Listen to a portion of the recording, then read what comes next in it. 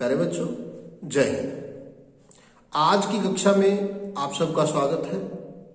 आज कक्षा 10वीं के लिए उत्साह कविता लेकर आए हैं, जिसके कवि हैं सूर्यकांत त्रिपाठी निराला।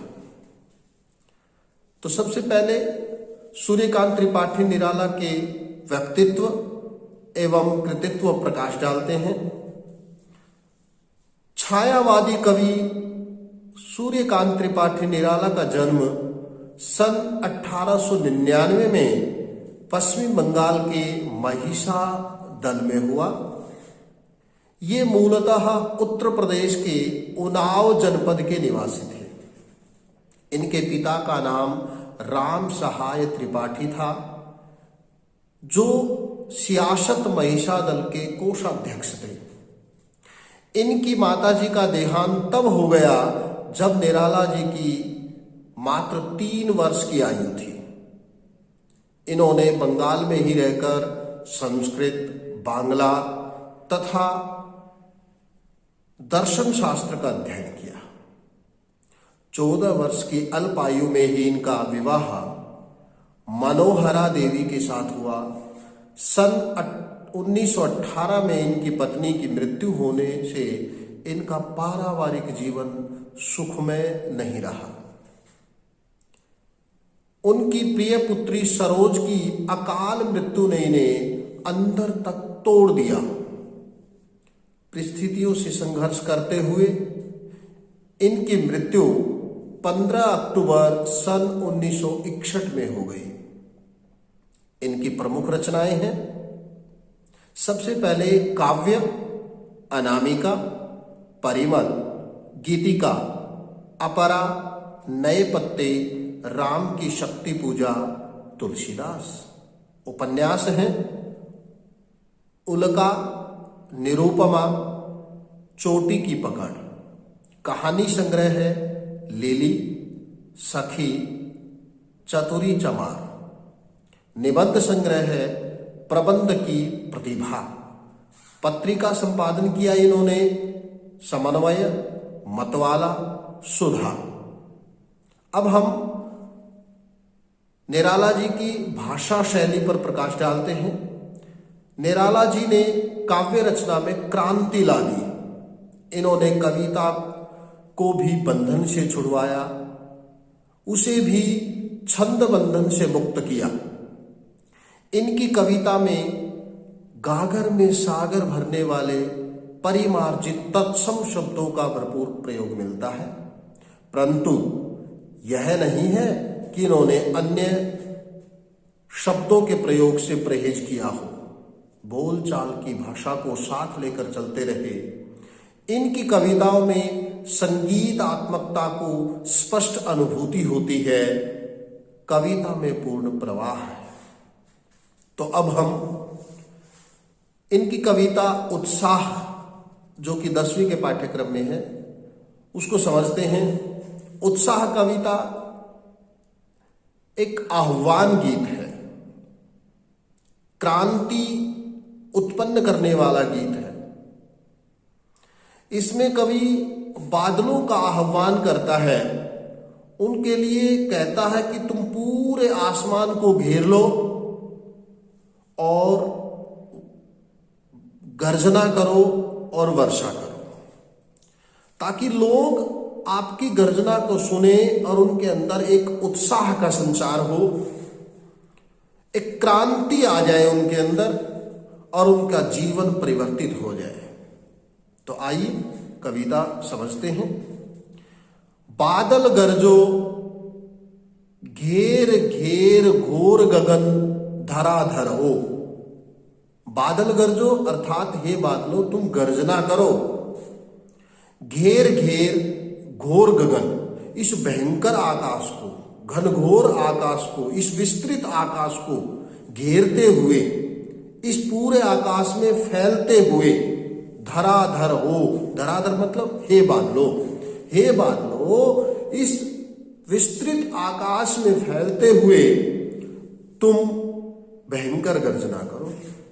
ललित ललित, सुंदर सुंदर, काले घुंघराले, जिस प्रकार एक बच्चे के जो बाल हैं वो घुंघराले होते हैं, घुमावदार होते हैं और सुंदर होते हैं, उसी प्रकार तुम्हारी आकृति भी काले काले घुंघराले बालों जैसी है। का बाल कल्पना कैसे पाले, और तुम्हारे अंदर बाल कल्पना, जिस प्रकार छोटे छोटे बच्चे कल्पनाएं घड़ लेते हैं, कल्पनाओं सोच लेते हैं, ऐसे ही तुम उन कोमल बच्चों की कल्पनाओं के समान हो, पल पल परिवर्तित होते रहते हो। विद्युत छवि उर में, विद्युत बिजली, छवि शोभा कांति, उर में हृदय में, तुम्हारे हृदय में बिजली की शोभा व्याप्त है। कवि, तुम एक कवि के समान हो, नव जीवन वाले और नया जीवन प्रदान करने वाले हो। जिस प्रकार कवि अपनी कविता से लोगों के अंदर एक नए जीवन जीने का संचार पैदा कर देता है, आगे बढ़ने के लिए प्रवृत्त कर देता है, ऐसे तुम भी लोगों को आगे बढ़ने के लिए जो है प्रवृत्त करते हो। वज्र छिपा, तुम्हारे अंदर जो है वज्र की कठोरता छिपी हुई है। न्यूतन कविता, और तुम एक नई कविता का संचार करो, फिर से भर दो। तुम जो है एक नई कविता का संचार करते हुए इस पूरे वातावरण को अपना अस्तित्व समझाओ, गर्जना करो, वर्षा कर दो, बादल गरजो, हे बादलों तुम पूरे आसमान को घेरते हुए गर्जना करो। दूसरे पहरे में चलते हैं। विकल विकल, उन्मन थे उन्मन। विकल का मतलब होता है परेशान, दुखी। उन्मन का मतलब होता है उदास। विश्व के, संसार के निदाघ गर्मी के सकल जन, सकल जन, सकल का मतलब संपूर्ण, जन का मतलब मनुष्य, सभी मनुष्य भयंकर गर्मी के कारण, इस संसार के संपूर्ण मनुष्य भयंकर गर्मी के कारण उन्मने, उदास और परेशान थे। आए अज्ञात दिशा से अनंत के घन, और तुम अज्ञात ऐसी दिशा से आए जिसके बारे में किसी को ज्ञान ही नहीं है। और अनंत के घन, अनंत जिसका कोई अंत ना हो, मतलब आकाश। तुम आकाश के बादल ऐसी दिशा से उत्पन्न हुए, ऐसी दिशा से आए जिसका कोई ज्ञान ही नहीं है। तप्त धरा, तपती हुई धरा को भयंकर गर्मी के कारण, जब सूर्य का प्रचंड ताप इस पृथ्वी पर गिरता है तो उससे पृथ्वी का ऊपरी तल जलने लगता है, गर्म हो जाता है। उस तपती हुई धरती को जल से फिर शीतल कर दो। तुम वर्षा करते हुए अपने शीतल जल से उस तपती हुई धरती को ठंडा कर दो। हे बादलों गरजो, तुम गर्जना करो।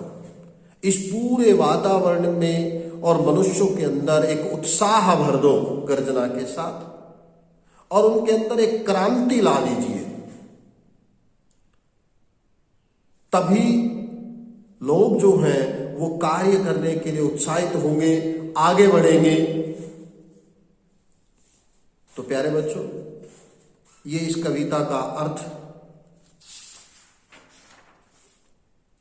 इसी कवि की दूसरी कविता को हम अगले अंक में पढ़ेंगे।